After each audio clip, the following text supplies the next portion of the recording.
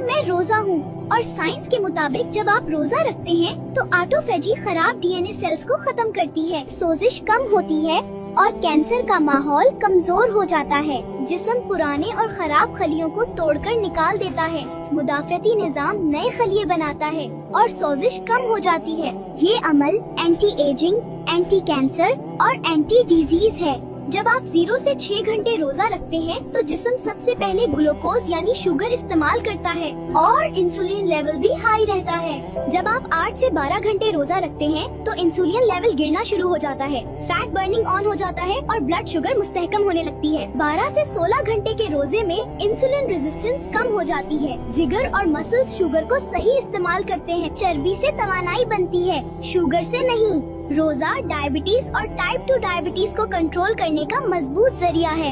High blood pressure में रोजा रखने से इंसुलिन कम होता है, नमक की मिकदार कम जमा होती है और खून की नालियां रिलैक्स हो जाती हैं। इसीलिए रोजे से नसों का प्रेशर कम होता है और ब्लड प्रेशर कुदरती तरीके से कंट्रोल हो जाता है। मोटापे और पेट की चर्बी के लिए रोजा इंसुलिन को कम करता है, चर्बी जलने लगती है और हार्मोन्स का तवाजुन बेहतर हो जाता है। पेट की चर्बी कम हो जाए तो ब्लड प्रेशर, शुगर और दिल सब कंट्रोल में आ जाते हैं। दिल की बीमारी में रोजा रखने से खराब कोलेस्ट्रॉल कम होता है, अच्छा कोलेस्ट्रॉल बढ़ता है और खून जमने का खतरा कम हो जाता है।